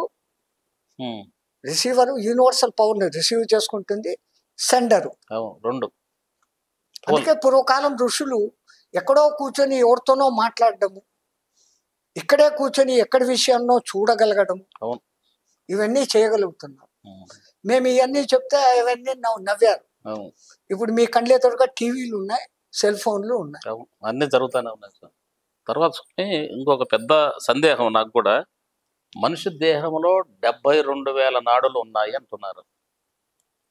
ఇవి ఇప్పుడు మామూలుగా నాడులు అంటేనే ఇప్పుడు రక్తనాళాలు ఉన్నాయి, అవి గొట్టంలో రక్తం ప్రవహిస్తూ ఉంటుంది. నరాలు ఉన్నాయి, నరం కరెంటు తీగలాగా నరం ఉంటుంది, దానికి గొట్టమే ఉండదు. ఈ నాడులు అనేవి ఎలా ఉంటాయి? కాలవల్లాగా ఉంటాయా, గొట్టంలాగా ఉంటాయా? అసలు వాటి అవసరం ఏంటి? ఎట్లయితే షట్చక్రాలు మీ కళ్ళకు కనపడవు, ఉన్నాయని సైంటిస్టులు కూడా రుజువు చేశారు. ఇప్పుడు ఈ ఆరా ఫోటోగ్రఫీ లాంటి టెక్నిక్ పెరిగిపోయినాక మనిషిలో షట్చక్రాలు, సప్తచక్రము, నాడులు ఫోటో తీయబడుతున్నాయి. ఒక సైంటిస్ట్ అయితే నాడిని రికగ్నైజ్ కూడా చేశాడు. ఆ ఫోటో కూడా ఉంది. మీకు ఒక బుక్ ఉంటుంది, నేను ఆ బుక్ ఇస్తాను మీకు. ఆ బుక్ మీరు చదివితే దాంట్లో ఎలాబరేషన్ గా దాని గురించిన వివరణ ఉంది. ఇప్పుడు మానవుడి సాధారణ కళ్ళకు కనపడనేది యోగుల కళ్ళకు ఏది కనపడేదో మేము చెప్తే ఉత్తమాట అన్నారు. ఇప్పుడు దానికి సంబంధించిన మిషనరీ తయారయ్యి ప్రతి మనిషి యొక్క ఆరాను తీయగలిగిన ఫోటోగ్రఫీ డెవలప్ అయిన తర్వాత ఇప్పుడు మన విషయాన్ని వాళ్ళు ఒప్పుకుంటున్నారు. మన పూర్వీకులు ఎప్పుడో ఒక దేవతా విగ్రహం ఉందంటే వెనకల ఒక కాంతి పుంజం పెట్టేవాడు. అంటే ఆయనలో నుంచి వస్తున్నటువంటి స్వచ్ఛమైన తెలుపు వర్ణాన్ని ఇండికేట్ చేస్తూ, బంగారు వర్ణాన్ని ఇండికేట్ చేస్తూ, ఫోటోల్లో మీరు చూస్తారు ఏ దేవి దేవతల వెనకల ఒక కాంతి వలయం. So that is aura. It is you are also possessing, I'm also possessing, but we cannot able to see with our own eyes. మీకు ఉంది, మాకి ఉంది. సో ఈ సాధారణ నేత్రాలతో వాటిని చూడలేం. ఒక స్థాయికి ఆధ్యాత్మికతలో ఉన్నత స్థితిలో ఉన్నవాడికి ఎదుటి మనిషిలో ఆరా ఎంత ఉంది, అది బ్యాడ్ ఆరానో గుడ్ ఆరానో వాడి మెంటాలిటీ ఏమనేది కూడా తెలిసిపోతుంది. అంటే ప్రాణాయామం ద్వారా నాడీ శుద్ధి జరుగుతుందని అంటుంటారు స్వామి. అంటే ఏంటి శుద్ధి జరగడం అంటే అసలు నాడుల యొక్క ప్రాణాయామం చేసేటప్పుడు కేవలం ఊపిరితిత్తుల వరకే మనం గాలిని పంపడం, ఆ ఊపిరితిత్తులు అక్కడ రక్తాన్ని శుద్ధి చేయడం సైంటిఫికల్ గా చెప్తున్నమాట. ప్రాణాయామం చేస్తున్నప్పుడు గాలిని మనము మూలాధార చక్రానికి, స్వాధిష్టాన చక్రానికి, ఏ చక్రానికి అనుకుంటే ఆ చక్రం వరకు పంపుతాం సాధన ద్వారా. ఈ చక్రాల నుంచి ఈ నాడులు అనేటివి బ్రాంచులుగా ఏర్పడతాయి. 72,000 నాడులు ఒక్క చోటు నుంచి వెళ్తారు.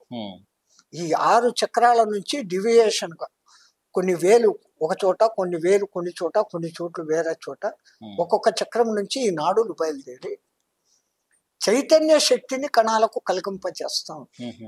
తర్వాత స్వామి, ఒక మనిషి మరణించిన తర్వాత మళ్ళా ఎన్ని సంవత్సరాలకి అతనికి మళ్ళా ఒక జన్మ వస్తుంది? దానికి ఏదైనా ఒక ప్రాతిపదిక ఉందా? ఆ చేసుకున్న కర్మలను బట్టి, పాత కర్మల్లో ఈ కర్మలు ఎన్ని తగ్గించుకున్నాడు, ఈ జన్మలో ఎన్ని పూసుకున్నాడు.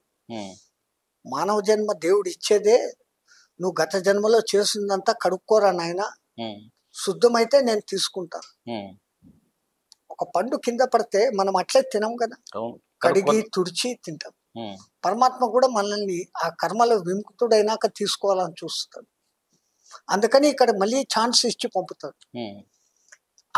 ఈ ఛాన్స్ను సద్వినియోగం చేసుకొని గతం వాటిని కడుక్కునేసి కొత్త వాటిని పూసుకోకుండా ఉంటే విల్ బి ప్యూరిఫైడ్.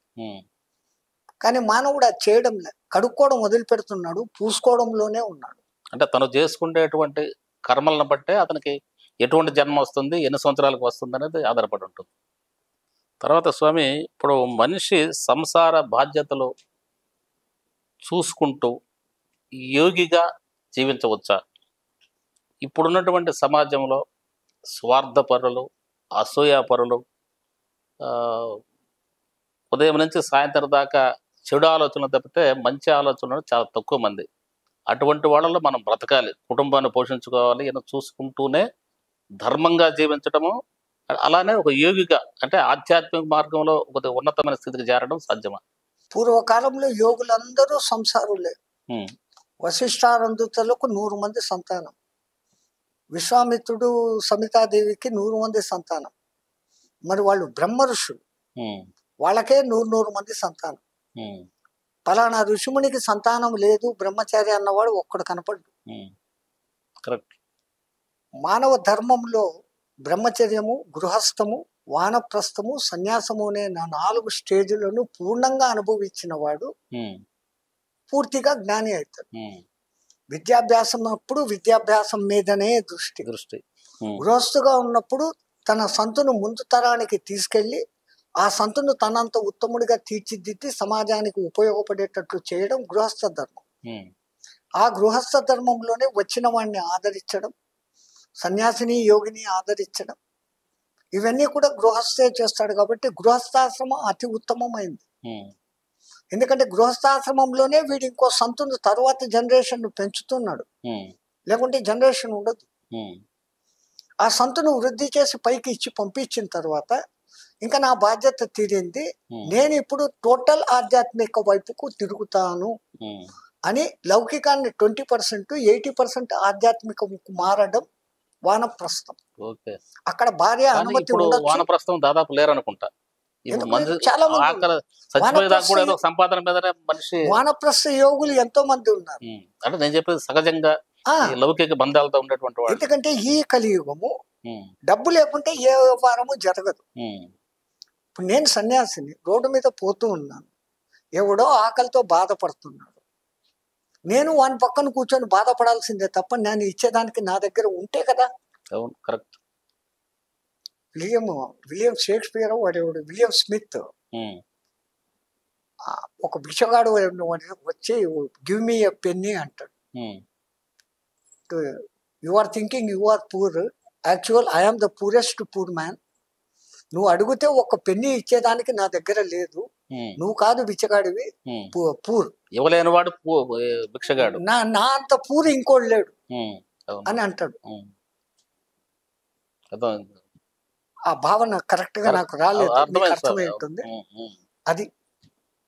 తో ఏమి చెయ్యాలన్నా ఈ కలియుగము ఒకప్పటి లాంటి బార్టర్ సిస్టము, వస్తు మార్పిడి లేదు. ఎవరిది వాడు పండ్లు తినేస్తుంటాడు, కూర్చుంటున్నాడు, వాడికి ఏ సమస్య లేదు. జనాభా ఇంత పెరిగిపోయిన తర్వాత ఈ డబ్బు అనేది ఎంటర్ అయ్యి కాగితాలు కరెన్సీ వచ్చిన తర్వాత ఇదే ధ్యేయంగా మనిషి మారిపోతుంది. ఇంకా ఇంకా దానికి ఒక అంతు లిమిట్ అనేది లేదు. ఆ లిమిట్లెస్ లో తాను తప్పులు చేస్తున్నాడు, చేయకూడని పనులు కూడా చేసేదానికి సిద్ధపడుతున్నాడు. ఎందుకంటే మనీ మ్యాటర్స్ మెనీ థింగ్స్ అంటారు, money makes many things but not all things. మంచిగా బ్రతికిన వాడు కూడా మారిపోతా ఉన్నాడు సమాజ పరిస్థితులను బట్టి. బట్ ఇంకా ప్రపంచంలో మంచి ఉంది, చెడ్డ ఉంది. స్వామి, మాట్లాడేవాడు, వినేవాడు, చూసేవాడు, తినేవారు ఎవరు? అలానే మంచి చేసేవాడు, తప్పులు చేసేవాడు, ఇవన్నీ ఎవరు? మనలో ఎవరు? ఇందులో ఆత్మ మనసు రెండు అవిభాజ్యంగా ఉన్నాయి అంటున్నారు కదా, వాటి రెండుల్లో ఒకట లేదా ఇంకేదన్నా ఉందా? మేము ముందే చెప్పాం, ఆత్మ ప్రాణాన్ని డిప్యూట్ చేస్తే ప్రాణం మనస్సుని డిప్యూట్ చేస్తుంది. ఈ మనస్సు ద్వారా ఆత్మ తానే అన్ని గ్రహిస్తూ చూస్తూ అన్ని చేస్తూ కూడా కేవలం సాక్షిభూతంగా ఉంటుంది. ఆత్మ వరకు కేవలం సాక్షిభూతంగా తాను ఉంటూ అన్నిటినీ అబ్జర్వ్ చేస్తూ ఉంటుంది. అంటే తన సృష్టిని తానే రమిస్తున్న ఆ పరమాత్మ ఏకానేకో హమస్మి, నేను అనేకమవుదునుగా కానీ ఒక్కసారి అనుకున్నప్పుడు తానే ఇన్నిగా మారాడు. 80 లక్షల జీవరాశి కావచ్చు, మానవులలో ఇన్ని రకాల మానవులు, 800 కోట్ల మానవులు, దానికి 10 ఇంతలు జంతువులు, పశు పక్షులు, కోట్ల ఇంతలు బ్యాక్టీరియా, అమీబా, ఇవన్నీ కూడా ఒక వైరస్ బ్యాక్టీరియా కూడా ఆత్మ ఉంది. జీవి అంటే ఆత్మ ఉన్నట్టే. అది ఉంది అంటే దానికి చలనం ఉంది, చైతన్యం ఉంది అంటే చైతన్యం ఉంది అంటే ఆత్మ. ఆత్మ ఉంటే చైతన్యం, ఆత్మ లేకుంటే లేదు. ఇప్పుడు బ్రెయిన్ డెడ్ అని చెప్పేసి పేషెంట్లను పెడతారు. ఆత్మ ఇంకా లోపల ఉంది కాబట్టి అవయవాలు ఏది పని చేయకపోయినా గానీ వాడు ఇంకా ఉన్నాడు. కొన్ని నెలలు ప్రయత్నం చేసి బ్రెయిన్ డెడ్ నుంచి తీసుకొని కోమా ఈ స్టేజ్ నుంచి బయటికి రావడమో జరగవచ్చు, జరగకపోవచ్చు, వెళ్ళిపోవచ్చు. ఆ ఆత్మ విడుదలకు అంతవరకు టైం ఉంది. ఈ దేహాన్ని అంతవరకు అది పట్టుకున్నాం కాబట్టి టెక్నాలజీ పెరిగినాక బాడీని ప్రొటెక్ట్ చేస్తూ ఉంటాం. ఇవి జరుగుతున్నాయి. ఇట్లా ఒక విధంగా ఆత్మనే గమనిస్తుంది కానీ సాక్షిభూతంగా ఉంది. తనను డామినేట్ చేస్తున్న తన మనవడైనటువంటి మనస్సు ఈ మాట్లాడడము, తినడము, తిట్టడము, కొట్టడము, నేను నాది అని చెప్పుకోవడము, ఇవన్నీ చేస్తాం. స్వామి, ఇంకొక ప్రశ్న. సృష్టిలో అంటే ఇది ఒక అద్భుతము, ఆశ్చర్యం. ఒక వస్తువుల్ని ఒక డై పెట్టి ఒకే రకమైన మనుషులుగా, ఒకే రకమైన వస్తువులుగా మన వాళ్ళు తయారు చేస్తూ ఉన్నారు. ఇది జనరల్గా ఉండేటువంటిది. కానీ భగవంతుడు ఇన్ని 800 కోట్ల మంది మనుషులు మీరు చెప్పారు. ఏ ఇద్దరు మనుషులు మనసులు పోలికలు ఎక్కడ కనపడవు. అసలు ఒకదానికి కంపారిజనే లేదు. అలానే అనేక జంతువులు 1000 ఆవులను చూస్తే 1000 ఆవులు దగ్గర నుంచి చూస్తే డిఫరెంట్గానే ఉంటాయి. అలానే పక్షులు, నేను రోజు ఒక 500-600 పావురాలకి మేత వేస్తాను పొద్దున, నా విధి. అలానే ఒక 10-15 ఉడతలకి, చిలకలకి పొద్దున పూట ఒక అరగంట గంట నాకు ఒక హాబీ. బడియా అప్పుడు నేను వాటిని నిశ్చితంగా గమనిస్తాను. వాటిల్లో కూడా చాలా డిఫరెన్స్. పావురాలలో 100 రకాల కలర్స్, 100 రకాల షేపులు ఎన్నో ఉంటున్నాయి. ఇది భగవంతుడు ఎలా సాధ్యం? అది అసలు ఒకదానికి పోలికలు లేకుండా ఎలా పెట్టగలిగాడో ఆ సృష్టి రహస్యం ఏంటి? ఒక తమాషా కథ ఉంది. ఒకనొకప్పుడు బ్రహ్మగారు సృష్టి చేస్తూ చేస్తూ అలసిపోయి, ఎప్పుడు నేనే చేయడమా, నువ్వేందో 24 గంటలు కళ్ళు మూసుకొని తపస్సులో ఉంటావు శివుడి దగ్గరికి, ఎప్పుడో డిస్ట్రాక్షన్ అప్పుడు కదా నాకు పని అనేసి నువ్వు గమ్మని ఉంటావు, ఆ గమ్మను ఉండే పదుడు నాకు సృష్టిలో సహకరించకూడదా అన్నాడు. ఏం చేయమంటావు? నువ్వు సృష్టి చేయన్నాడు. ఓకే, నువ్వు చెప్తే నేను ఎందుకు చేయను అన్నాడు. బ్రహ్మ కాసేపు పడుకున్నాడు. తమాషా కథ ఇది, వాళ్ళు పడుకోవడం చేయడం కాదు.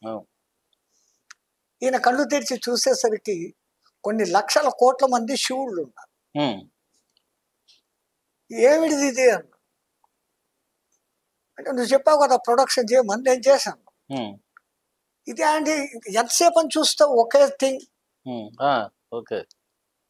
వైవిధ్యత ఉన్నప్పుడు మీకు అనుభూతులు కలుగుతాయి. అది ఇది అనేది గమనించగలుగుతారు. మీలోని విచక్షణ పనిచేయని మొదలు పెడుతుంది.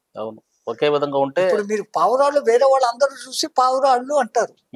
మీరు ఎంతో కీన్ గా చూసిన తర్వాత ఒక పావురాయికి ఉన్న డిఫరెన్స్, ఒక కుందేలు ఖర్గోశ ఉడతలకి ఉన్న తేడాలు మీరు గమనిస్తూ ఉంటారు. కీన్ అబ్జర్వేషన్ చేస్తున్నప్పుడు మీలో ఒక హ్యాపీనెస్ కనపడుతుంది. ఇంత వైవిధ్యత ఉంది, ఎంత బాగుంది ప్రకృతిని. అన్ని తాటి చెట్లే ఉన్నాయి అనుకోండి, మీకు ఎట్లా అనిపిస్తుంది? అందరూ మీలాగానే ఉత్తమ బుద్ధులతో మంచిగా ఉన్నారు అనుకోండి, అది మంచి అన్న సంగతి మీకు తెలుస్తుందా? అది తెలియాలా అంటే ఒక చెడును చూసి, చెడు వాసన చూశారు, గులాబీ వాసన చూశారు, అది చెడ్డది ఇది బాగుంది అని అక్కడ ఆనందము, అక్కడ విషాదము మీకు కలుగుతుండే. ఈ అనుభూతులు కలగాలంటే సృష్టిలో ఈ వైవిధ్యం లేనప్పుడు ఉండాలి. అసలు అది సృష్టి కాదు కదా. పరమాత్ముడు అందుకే ఈ వైవిధ్యత పెట్టినాడు. రెండవది, వాళ్ళు చేసుకున్న కర్మలను బట్టి ఒకే తల్లి శిక్షణలో అద్భుతంగా పెరిగిన బిడ్డలు కూడా ఏ ఇద్దరు మీరు అన్నట్లుగా ఒకే రూపురేఖలతో ఉండరు. ఐడెంటిఫైడ్ ట్విన్స్ లో కూడా మీరు అబ్జర్వ్ చేశారంటే there will be a smallest differences in physical, in mental, in whatever it may be. ఆ తేడాలు ఉంటాయి.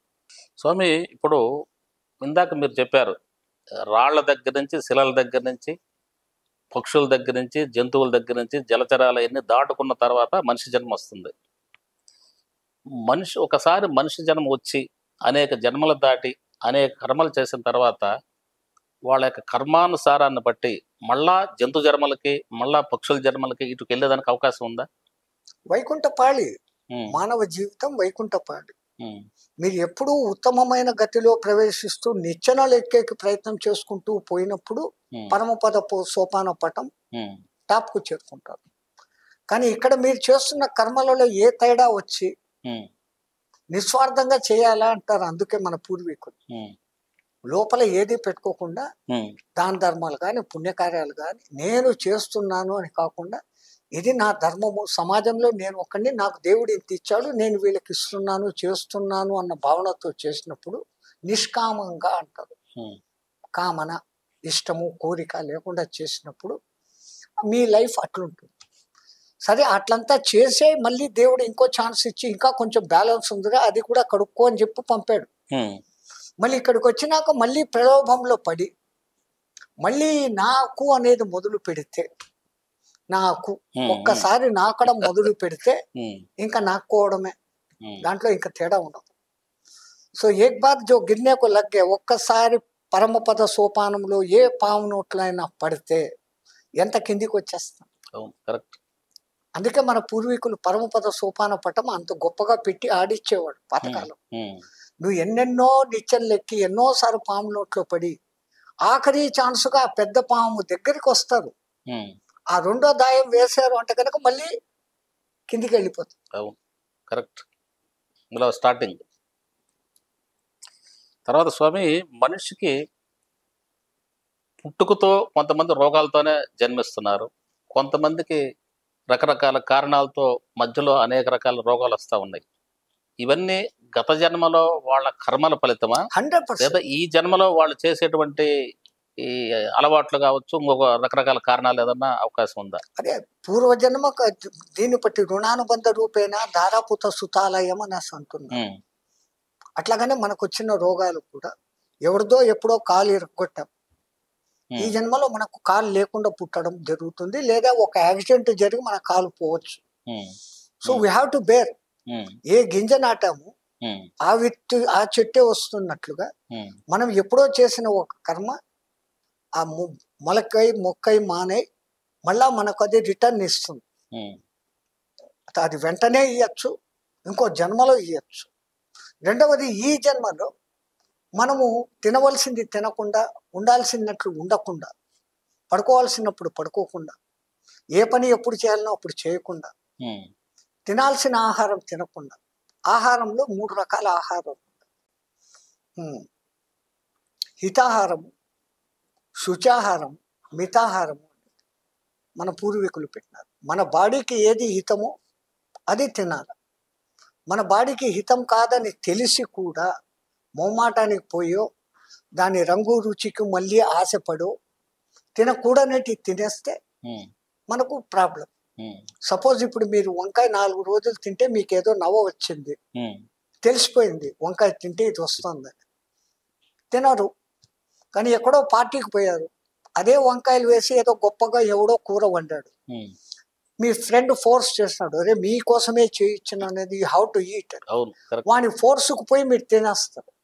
అక్కడ మొహమాటం పడకుండా ఇన్ని ఉన్నాయి, వేరే వెరైటీస్ తింటాను, I will not eat, it will not suit for me ధైర్యంగా మనం చెప్పలేము. ఆ మొహమాటానికి పోయి తిన్నప్పుడు మనకి వస్తాయి. అది హిత ఆహారం. రెండవది, శుచి కాకుండా, సరిగ్గా కడగకుండా, సరిగ్గా ఉడికేయాల్సినంత ఉడికేయకుండా. అసలు ఈ దిక్కుమాలను ఉడికేయడము అనేది ఒక్క మానవులు చేస్తున్న పని. ఏ జంతువు ఆహారాన్ని ఉడికేసుకొని తినడం లేదు, రేపటికే దాచిపెట్టుకోవడం లేదు.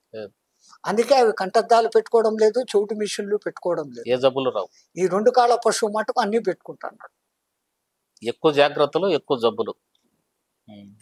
స్వామి, మనిషి ఆయుష్ కూడా మనిషి పుట్టినప్పుడే నిర్ణయించబడుతుందా, లేదా దైవ నిర్ణయం? అంటే పుట్టినప్పుడే అంటే దైవ నిర్ణయమా మనిషి ఆయుష్, లేదా మనిషి జాగ్రత్తగా ఉంటే ఎక్కువ కాలం బతకొచ్చా? భగవద్గీతలో కృష్ణుడు జాతస్య మరణం ధ్రువం అన్నాడే గాని ధ్రువం జన్మ పునరస్యస, మళ్ళీ జన్మ ఉంటుంది అన్న మాట వరకే చెప్పాడు. ఆయుష్ ప్రమాణం వీడికి ఇంతే ఉంటుంది, ఇంత రాసి పెట్టినామని చెప్పరు గీతలో. మన పూర్వీకులు కొంతమంది మనల్ని ఒక కంట్రోల్ లైన్లో పెట్టేదానికి, బ్రహ్మ రాశాడరా, ఆ ఆయువు ఉన్నంత లోపల మంచి పనులు చేసుకొని బాగుంటరా అని చెప్పేదానికి, నువ్వు పుట్టినప్పుడే నీ చావు డేట్ కూడా అక్కడ ఉంటుంది అనేసి చెప్తారు. కానీ మన చావు డేట్ను మనం ప్రొలాంగ్ చేసుకోవచ్చు. యుక్తాహార విహారస్య, భగవద్గీతలో ఆ శ్లోకం ఉంది కదా, ఉక్తాహార విహారస్య గుణకర్మ విభాగేన, నువ్వు చేస్తున్న కర్మలను బట్టి, నీ గుణాలను బట్టి, నీ ప్రవర్తనను బట్టి, నీ ప్రాణాయామ క్రియలను బట్టి you can extend your life.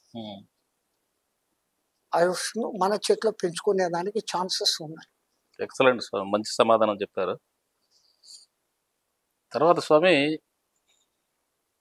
మనిషికి జ్ఞానం ఉంది, ఆ జ్ఞానం వలన అనేక సౌకర్యాలు అనుభవిస్తూ సకల భోగభోగాలతో, అంటే మనిషి కావాలి అనుకుంటే వాటంటనే తెచ్చుకోగలిగిన స్థితిలో ఉన్నాడు. అలానే జీవులు ఉన్నాయి, మనం ఇందాక అనుకున్నట్టుగా పక్షులు కానీ జంతువులు కానీ, అవన్నీ వాటికి రెడీగా ఏవి ఉండవు, అవి ఎత్తుక్కోవాల్సిందే. కానీ నేను విన్నది, జీవులు చాలా ప్రశాంతంగా ఉన్నాయి, వాటికి ఆహారం వస్తే సరిపోతుంది, మనిషి ప్రశాంతంగా లేడు, ఇన్ని ఉన్నప్పటికి కూడా జ్ఞానం ఉంది, సదుపాయాలు ఉన్నాయి, సర్వ సుఖాలు కోరి తెచ్చుకుంటున్నాడు.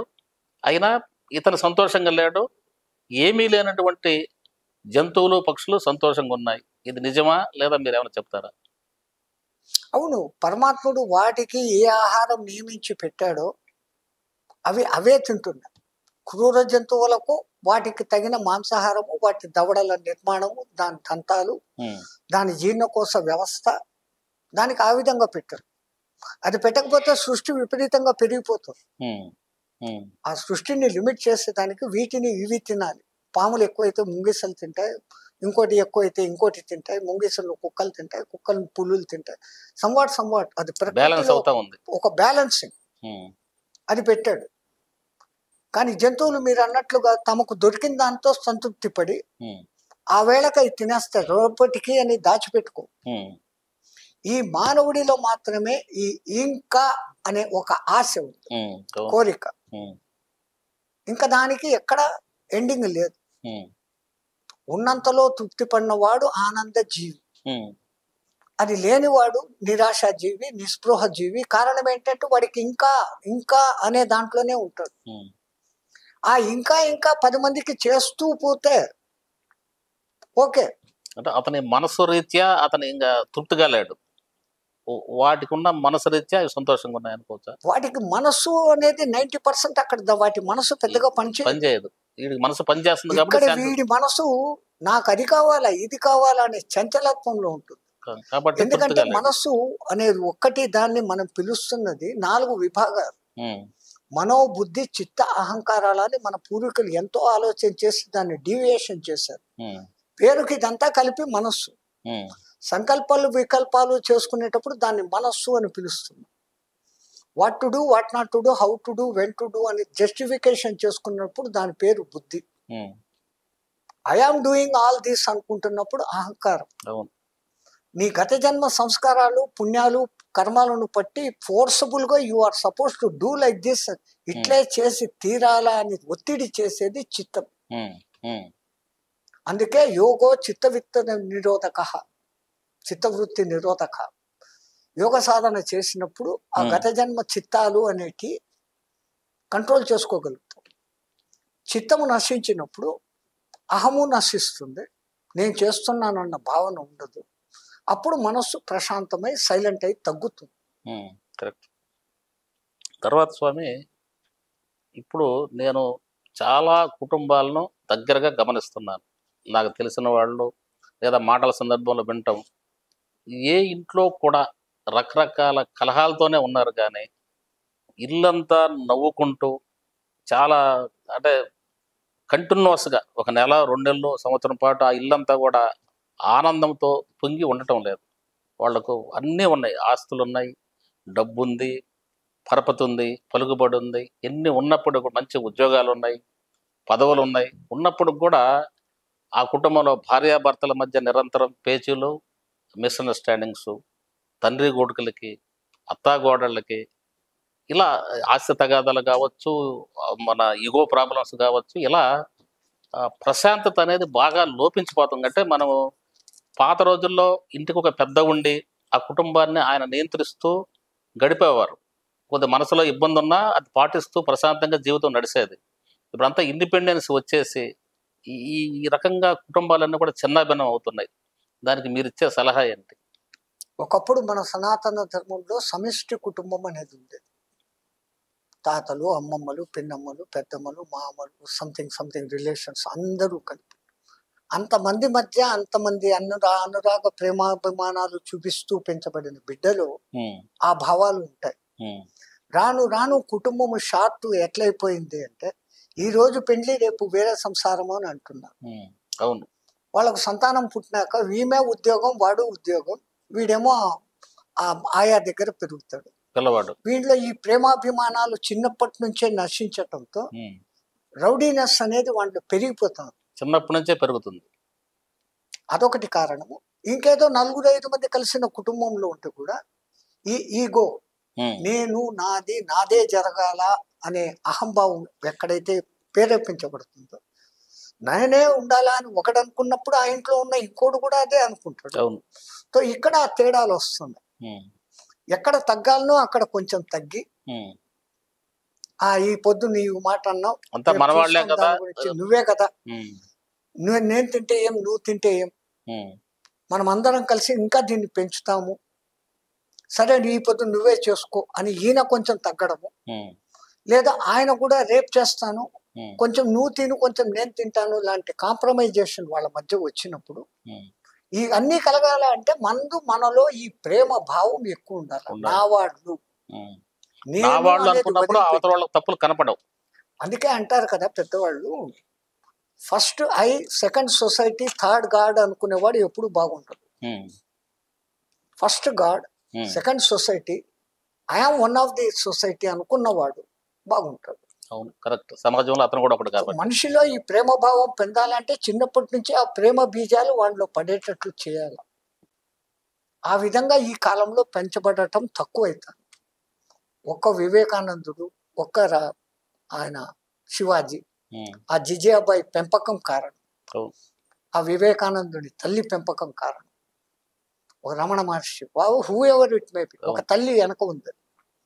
ముందు మెయిన్ మాతృస్వరూపం ఉమ్, కడుపులో ఉన్నప్పటి నుంచి వాడిని చేయి పట్టుకొని నడిపే దగ్గర నుంచి ఊ అన్నప్పుడు మాటను నేర్పిస్తూ, వీడు మీ మామ, వీడు మీ నాన్న అని చెప్పేసి సమాజాన్ని పరిచయం చేసి తర్వాత గురువు చేతిలో పెడుతుంది. ఆ గురువులు రెండు రకాలు, లౌకిక విద్య, ఆధ్యాత్మిక విద్య. బట్ తొలి గురువు తల్లి. కరెక్ట్. ఇంట్లో తల్లి మార్పుతో ఉండి ఆ తల్లి పెంచాల్సిన రీతిలో పిల్లలను పెంచితే భవిష్యత్ తరాలు అద్భుతంగా ఉంటాయి. అద్భుతం సార్, నిజం. అది పాటించాలి ప్రజలని మనం కోరుకుంటాం స్వామి. తర్వాత నేను సాధారణంగా నా స్నేహితులు ఇలా జనరల్గా సరదాగా మాట్లాడుతుంటాను. ఎందుకంటే కొన్ని అనుభవాలు మనం చూసినప్పుడు, అంటే అది ఏంటంటే, ఒక మనిషి అడవిలో చెప్పులు లేకుండా 1000 ఆవుల్ని అడవి మొత్తం తిప్పి సాయంత్రం దాకా వాటిని మేపి వాటిని మళ్ళా ఎక్కడైతే తీసుకెళ్ళాడో అక్కడికి తీసుకురాగలడు. అంటే మనిషికి అంత పనైనా చేయగలడు. కానీ తన ఎదురుగా ఎన్నో ఏళ్ల నుంచి ఉన్నటువంటి వ్యక్తి, తనతో స్నేహితంగా ఉన్న వ్యక్తి, తనతో లబ్ధి పొందిన వ్యక్తి, ఆప్తుడుగా ఉన్న వ్యక్తి, ఆ మనిషి యొక్క మనసులో ఏముందో ఇతను గమనించలేడు. 20 ఏళ్ల తర్వాత అవతల వాడు కాటేస్తాడు, 30. ఎందుకంటే 20 ఏళ్ల మించి ఉన్న ఎదురు మనిషిని గమనించలేనంత స్థితిలో మనిషిని అలా ఉంది సొసైటీ. సో అవి నాకు తెలిసిన మిత్రుల దగ్గర నేను వాడుతుంటాను. నేను అంత క్రూరంగా మనిషి ఎందుకు ఇదవుతున్నాడని చెప్తాను లేదా, ఇగో ఉమ్. స్వార్థం, ఏమైనా చేసి నేను పైకి రావాలి, స్వార్థం. నేను ఏమైనా చేసి, ఉమ్, ఇంతకుముందు ఏమైనా చేసి అనే దానికి భయపడేవాళ్ళు. ఉమ్, ఇప్పుడు ఆ భయం పోయి ఏం చేసినా ఎవడు నన్ను అడ్డుకునేవాడు లేడు, ఉమ్, నేనేం చేసినా జరుగుతుంది.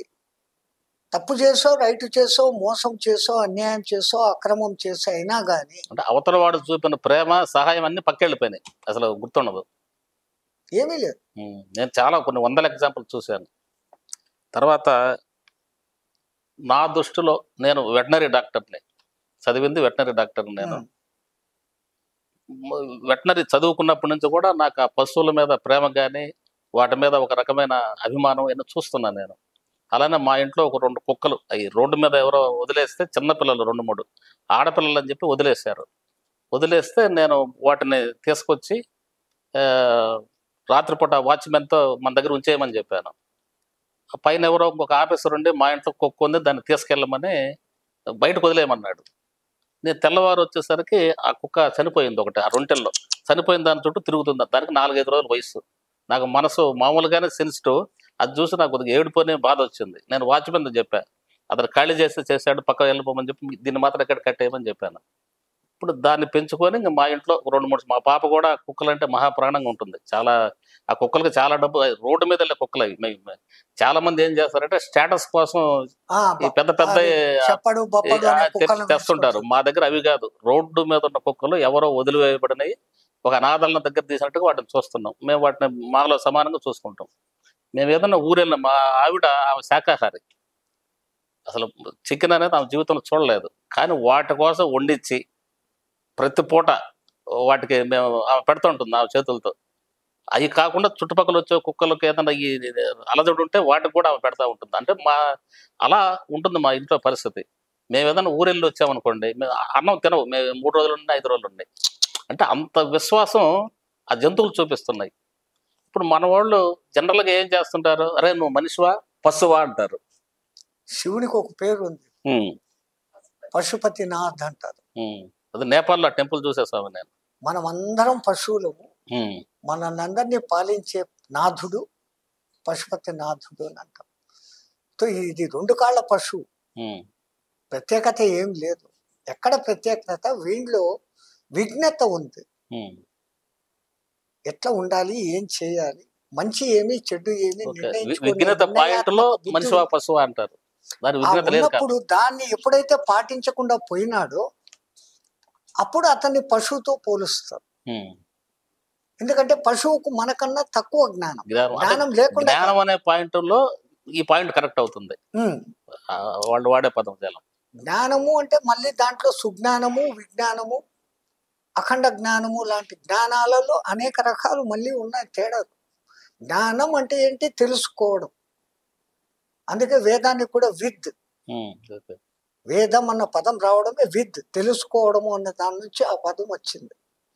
అట్లా ఎంతసేపు మానవుడు తెలుసుకునే తపనలో ఉన్నప్పుడు తప్పులు తక్కువ చేస్తాడు. కరెక్ట్. ఆ తప్పులు అంటే తప్పులు అని తెలిసిన వాటి గురించి జాగ్రత్త పడతాడు.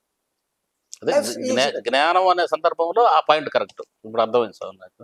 తర్వాత ఆఖరి ప్రశ్న స్వామి, నేటి సమాజానికి మీరిచ్చే సందేశం ఏంటి? कर भला तो होगा भला, जियो और जीने दो. మంచి చేయండి, మంచే మీకు రిటర్న్గా వస్తుంది. ఎట్లయితే ఏది నాటినామో అది ఎట్లా వస్తుందో అది వెంటనే రావచ్చు, రాకపోవచ్చు. Be good, do good. మంచిగానే చేయి. వాడు అట్లున్నాడు, వీడు ఇట్లున్నాడు, వాడి కర్మను బట్టి వాడు అట్లున్నాడు. మన కర్మల కోసం వాడితో మనకు కాంటాక్ట్ కలిగింది. ఆ విధంగా మన కర్మ ఒకటి తొలగింది అని థ్యాంక్ యూ భగవాన్, నువ్వు నా ఒక కర్మని వీని మూలంగా తొలగించా, నాకు ఒక జ్ఞానాన్ని కలిగించావు. ఇక మీదట నేను జాగ్రత్త పడేటట్లు ఎవరిని నమ్మకుండా, నమ్మినట్లే ఉండాలి, నమ్మకుండా ఉండాలి. ఇవన్నీ తెలిసి రావాలంటే ఒక అనుభవం మనిషికి వాడి దగ్గర కూడా నేర్చుకుంటున్నాము. వాడు మనకు కర్మను తొలగించాడు, మనకు సహాయం చేసినట్టే హాని చేసినట్టు కూడా. అందుకే ఇప్పుడు ఒక దెబ్బ తగిలింది, వాడికి థ్యాంక్ యూ అంటాను. మన బరువు తగ్గించాడు. నేను ఎవరికో ఏదో చేశాను, ఇప్పుడు అది దెబ్బ మూలంగా నాకు ఇచ్చావు అంటే నా కర్మ నువ్వు కడిగేసావు, థ్యాంక్ యూ. సో ఒకని మూలంగా మనకు నష్టం కలిగింది, ఒకడు మనల్ని మోసం చేశాడు, ఒక అనుభవం మనకు వచ్చింది. ఎట్లాంటి వాడిని నమ్మచ్చు, ఎటువంటి వాడిని నమ్మచ్చు, ఎంతవరకు నమ్మాలి, ఎంతవరకు నమ్మకూడదు, మనకు ఒక జస్టిఫికేషన్ వాడు ఇచ్చినట్టు వానికి మనం థ్యాంక్స్ చెప్పాలి, మా ఉద్దేశంతో. సో మేము అట్లా ఉంటాం. ఎవడో ఏదో చేసినాడని ప్రతీకారం కాదు. మీ తెలుగులో అంటారు కదా, ఇతరులను నొప్పించక తాను ఒక్క ఎప్పటికయ్యేది ప్రస్తుతం అప్పటికయ్యేది చేయుచు తప్పించుకు తిరుగువాడు ధన్యుడు. సుమతి శతకం మీ తెలుగులో లేనిది లేదు స్వామి. చాలా అద్భుతమైన ప్రతి గొప్ప కవులు ఉన్నారు స్వామి, సాహిత్యవేత్తలు. ధన్యవాదాలు స్వామి. మీరు ఈరోజు ఒక అద్భుతాలు చెప్పారు. ఈరోజు నేను మీ దగ్గర తీసుకున్న ఇంటర్వ్యూ, లేదా అది ఇంటర్వ్యూ అనే దానికంటే కూడా మీ దగ్గర నేను పొందిన జ్ఞానం, అలానే నేను ఈ వీడియోను బయటకు రిలీజ్ చేస్తాను. వాళ్ళందరూ ప్రజలు ఎవరైతే వీడియో చూస్తారో వాళ్ళందరూ కూడా చక్కటి జ్ఞానాన్ని ఇచ్చారు. వాళ్ళందరి తరపున, నా తరపున, మా పీవీఎస్ గ్రూప్ సంస్థల తరపున మీకు మా పదాభివందనాలు స్వామి. ధన్యవాదాలు.